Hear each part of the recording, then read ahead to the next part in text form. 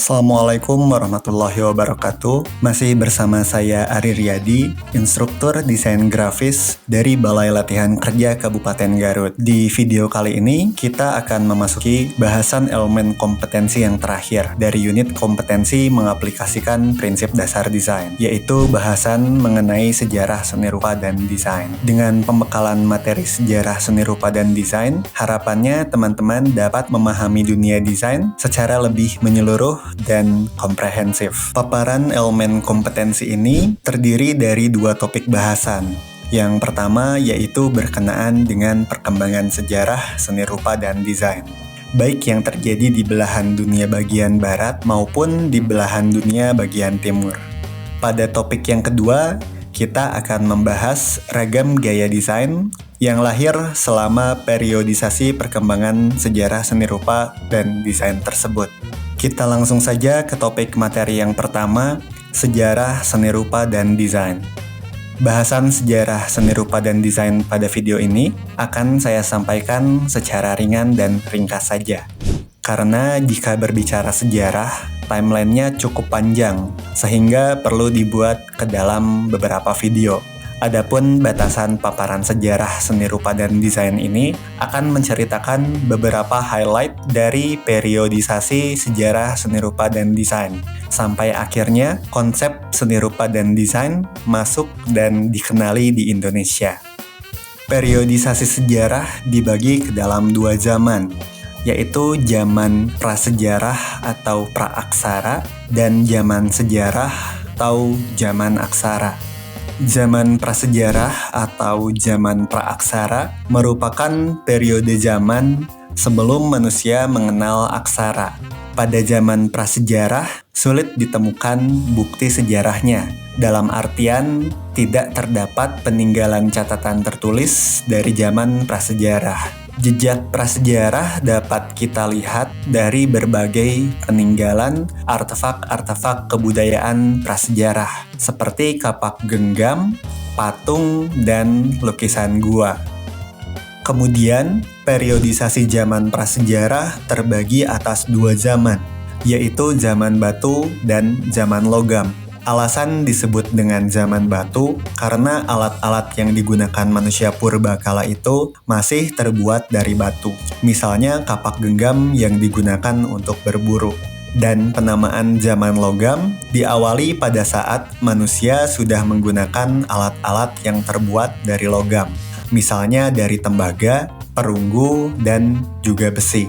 Selain itu, pada periodisasi zaman prasejarah juga ditemukan berbagai lukisan gua atau cave painting yang dibuat oleh manusia purba sebagai medium untuk menyampaikan pesan atau catatan-catatan peristiwa.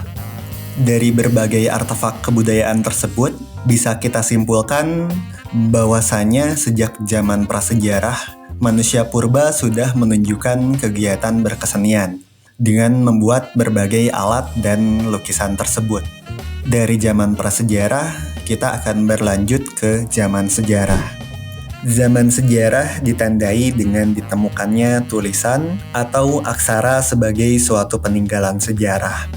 Artinya, pada masa itu orang-orang sudah mulai mencatatkan berbagai kejadian dan peristiwa. Secara genealogis, histori perkembangan seni rupa dan desain di Indonesia dipengaruhi oleh berbagai jenis kebudayaan, baik dari timur maupun dari barat. Pengaruh kebudayaan timur yang berkembang di Indonesia berasal dari kebudayaan Hindu-Buddha dan kebudayaan Islam. Perwujudan akulturasi antara kebudayaan Hindu-Buddha dan Islam dengan kebudayaan Indonesia terlihat dari seni bangunan, kesusastraan, bahasa dan tulisan, kepercayaan dan filsafat, juga sistem pemerintahan. Selain itu, perkembangan seni dan desain di Indonesia tidak terlepas dari pengaruh perkembangan sejarah yang terjadi di belahan dunia bagian barat. Periodisasi sejarah ini dibagi ke dalam 5 fase, yaitu zaman pertengahan, zaman pembaharuan atau Renaissance, zaman pencerahan atau Enlightenment, zaman modern, dan zaman postmodern. Pada periodisasi ini terjadi berbagai dinamika sosial, perkembangan teknologi, ekonomi, kepercayaan, perilaku, dan nilai-nilai tangible maupun intangible yang terjadi di masyarakat. Seperti yang terjadi pada zaman Renaissance. Zaman Renaissance merupakan masa kebangkitan bagi masyarakat Eropa untuk terbebas dari zaman kegelapan. Pada zaman ini, seni rupa, sastra, dan juga musik berkembang sangat pesat. Ilmu pengetahuan dan seni rupa pada saat itu mulai dikembangkan oleh tokoh-tokoh besar seperti Leonardo da Vinci, Michelangelo, dan Galileo Galilei. Contoh lainnya terjadi di bidang teknologi. Revolusi industri dengan ditemukannya mesin uap pada era modern menjadi tonggak awal perkembangan ilmu pengetahuan dan teknologi. Karena pada zaman tersebut lahir berbagai penemuan teknologi baru yang didorong oleh keinginan untuk mempermudah atau mempercepat kerja industri, sehingga dapat melipat gandakan hasil produksi guna menghemat biaya. Pada era inilah konsep desain mulai berkembang. Desain muncul sebagai bidang yang mempertemukan aspek estetika seni dengan teknologi. Terjadinya perubahan mindset pada masyarakat di belahan dunia barat, juga perubahan pola hidup dan pastinya perubahan berbagai nilai. Hal ini turut mempengaruhi perkembangan desain di Indonesia. Sebagai contoh, pada zaman prasejarah manusia menggunakan dinding goa sebagai media untuk menggambar. Kemudian, pada zaman sejarah, zaman pertengahan, manusia sudah menggambar atau melukis pada media kertas atau kanvas, menggunakan kuas dan juga cat minyak. Dan di zaman selanjutnya, pada era modern, manusia sudah menggambar dengan menggunakan aplikasi dengan media komputer. Hal ini lantaran terjadi karena adanya penemuan-penemuan di bidang teknologi, seperti penemuan kertas dan juga penemuan komputer. Berikutnya kita masuk ke topik bahasan yang kedua, berkaitan dengan ragam gaya desain.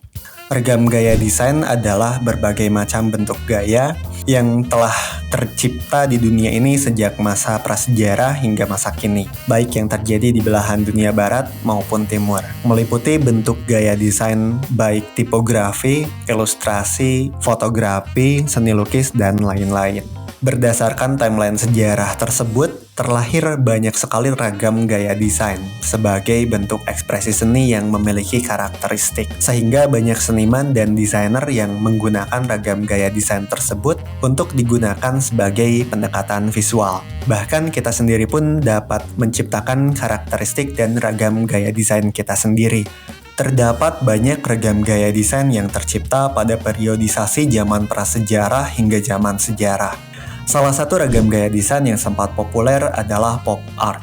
Pop art merupakan sebuah aliran seni yang dipopulerkan oleh Andy Warhol di era 1960-an. Aliran seni ini menggunakan hal-hal populer sebagai konsep atau subjek dalam proses pembuatan karyanya, dengan disajikan menggunakan warna-warna yang terang.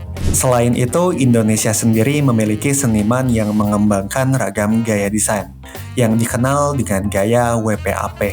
WPAP atau Wedas Pop Art Portrait adalah ragam gaya desain yang dikembangkan oleh Wedas Abdul Rashid, seniman grafis asal Pekalongan. Gaya ini ditandai dengan penyusunan ulang potret wajah menggunakan bentuk-bentuk geometris dengan pencampuran warna-warna yang semarak. Ragam gaya desain ini bisa teman-teman gunakan sebagai referensi atau pendekatan komunikasi visual pada saat membuat suatu karya desain. Masih banyak ragam gaya desain lainnya yang bisa teman-teman eksplor. Dan agar lebih interaktif, silahkan tuliskan ragam gaya desain yang teman-teman ketahui di kolom komentar. Materi ini merupakan materi penutup dari unit kompetensi mengaplikasikan prinsip dasar desain. Dan setelah ini kita akan beranjak ke unit kompetensi yang selanjutnya.